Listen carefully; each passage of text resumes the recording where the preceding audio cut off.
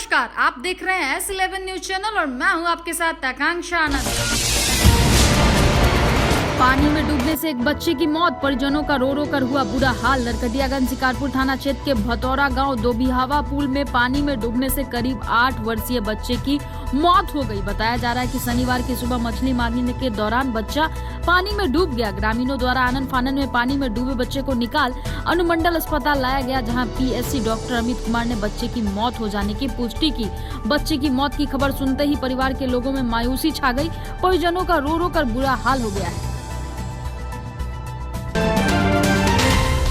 घर जाने के क्रम कारोबारी से लिफ्ट लेकर उस पर चाकू से किया जानलेवा हमला। मामला रामनगर थाना क्षेत्र की है, जब मकीम आलम जो कि पेशे से एक नाई है और रामनगर के अंबेडकर चौक के समीप अपनी नाई की दुकान चलाता है। घटना तब की है जब कारोबारी दुकान बंद करके अपने घर मोहिनी की तरफ जा रहा था। तभी पहले से घात लगाए कुछ असामाजिक तत्व सड़क के किनारे पहले से मौजूद थे। कारोबारी जैसे ही रामनगर लौरिया मुख्य सड़क के बैकुंठवा स्थान के समीप आया तो लिफ्ट लेने के नियत से पहले से मौजूद हमलावर ने उसे रोका और उस पर चाकू से जानलेवा हमला कर दिया और हमलावर कारोबारी का मोटरसाइकिल लेकर भागने लगा।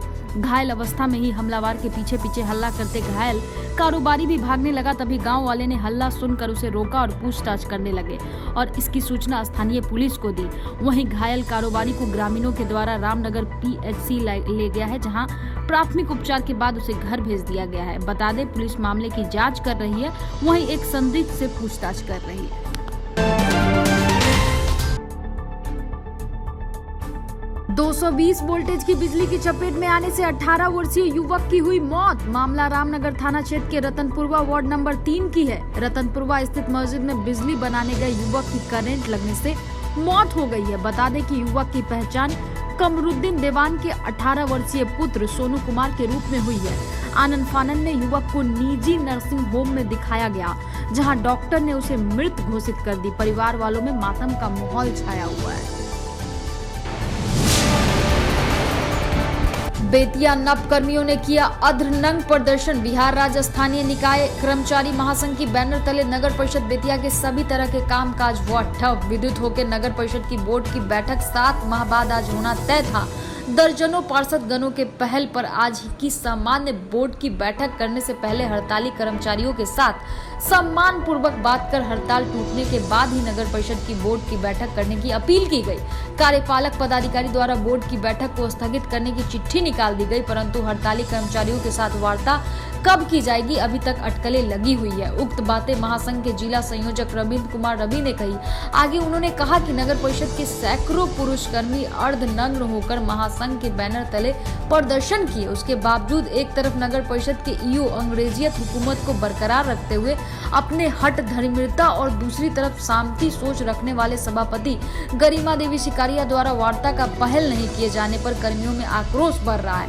महासंघ सम्मानजनक वार्ता करें और हड़ताल को समाप्त कराएं। अगर ऐसा नहीं होता है तो यह हड़ताल अवधि दिन प्रतिदिन धारदार होती चली जाएगी। आचार संहिता लागू होते ही हरकत में आई योगापट्टी पुलिस। लोकसभा और विधानसभा चुनाव को लेकर आचार संहिता लागू हो गई है, जिसे सफल बनाने के लिए योगापट्टी थाने के पुलिस हरकत में आ गए हैं। थाना अध्यक्ष अमित कुमार CO, अभिषेक कुमार ASI, राम गुलाम यादव ESI, झरीलाल यादव ASI, ब्रजकिशोर चौधरी सहित पुलिस टीम के द्वारा प्रखंड क्षेत्र के फतेहपुर चौक, नौगामा चौक, त्रिवेणी चौक, महावीरपुर बाजार, चमेनिया बाजार, मछरगामा बाजार सहित क्षेत्र के दर्जनों चौक चौराहों और बाजारों में घूमकर राजनीतिक दलों के लोगों के बैनर, पोस्टर और झंडों को हटाया गया। CO और थाना अध्यक्ष ने बताया कि आगामी चुनाव को लेकर आचार संहिता लागू हो गई है। इसको लेकर क्षेत्र में लगे हुए राजनीतिक दल के लोगो, बैनर और पोस्टर को हटाया जा रहा है। बेवजह सड़कों पर घूमने वाले मंचलों पर पुलिस की पैनी नजर रखी जा रही है और वाहन जांच अभियान चलाया जा रहा है कि चुनाव शांतिपूर्ण माहौल में संपन्न कराया जा सके। भीथा में चोरों ने मचाया तांडव। दुकान का ताला तोड़ एक लैपटॉप समेत हजारों की संपत्ति लेकर हुआ फरार। भीथा थाना से सटे मुराडी बाजार स्थित एक मोबाइल दुकान का ताला तोड़ अज्ञात चोरों ने 10-20 मोबाइल, एक लैपटॉप, दर्जनों चार्जर समेत 5,000 रुपए नगद लेकर रफू चक्कर हो गए। घटना बृहस्पतिवार की देर रात की बताई जा रही है। पीड़ित दुकानदार थाना क्षेत्र के धुनिया पट्टी गाँव निवासी हजरत मियाँ का 25 वर्षीय पुत्र इकरार हुसैन ने शुक्रवार को बिता थाना में आवेदन देकर चोरी की गई सामग्री की वापस कराने का गुहार लगाया था।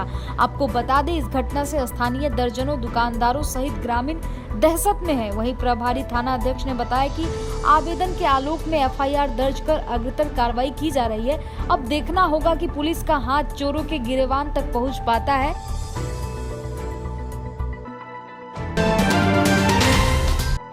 नरकटियागंज लौरिया नरकटियागंज चनपटिया मुख्य पथ पर चढ़ा सिकहरना नदी का पानी। जिला मुख्यालय और अनुमंडल मुख्यालय से टूटा संपर्क। जान जोखिम में डाल पुल पार कर रहे यात्री। ऐतिहासिक लौरिया के अशोक स्तंभ भी गिरा। चारों तरफ से बाढ़ के पानी से तीसरी बार बाढ़ की विभीषिका झेलने को मजबूर हुए पश्चिम चंपारण के निवासी।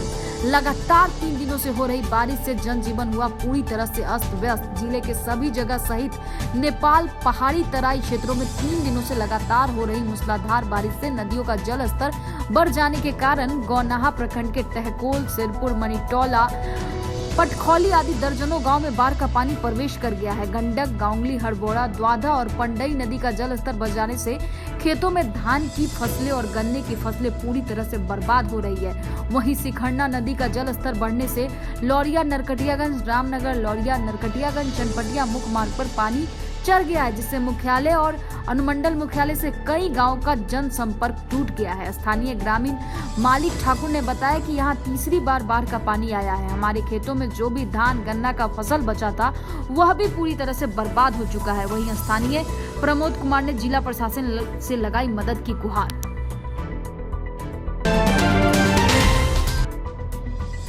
बेतिया के 3 लालटेन चौक स्थित 4 मंजिला इमारत जिसमें बाटा शोरूम और फर्स्ट क्राई कपड़े की शोरूम और चस्का होटल में लगी भीषण आग लगने का कारण शॉर्ट सर्किट बताया जा रहा है। आग इतनी भयावह थी जिससे उस बिल्डिंग में बने जितने भी शोरूम बने थे सभी जलकर राख हो गए हैं। आग की लपटें बाहर सड़क पर आ रही थी और आग के धुएं के गुब्बारे को देखने के बाद ऐसा लग रहा था इस भीषण आग में अगल बगल के दुकानदार भी अपने दुकान में रखे सारे सामान निकालने लगे। आग से दुकानों के रखे कपड़े, सभी जूते और होटल में रखे सारे फर्नीचर सामान जलकर राख हो गए हैं। आग से लगभग लाखों की संपत्ति जलकर राख हो गई है। इस आग से कपड़े की जो दुकान, फर्स्ट क्राई शोरूम और नीचे उसी बिल्डिंग में जो जूते की दुकान थी पूरी तरह से जलकर राख हो चुकी है। बताते चले कि अग्निशामक दल के द्वारा आग बुझाने की बहुत कोशिश की गई, फिर भी आग पर जल्द ही काबू नहीं पाया जा सका और दुकान के सारे सामान जलकर राख हो गए। कड़ी मशक्कत के बाद आग पर काबू पाया जा सका।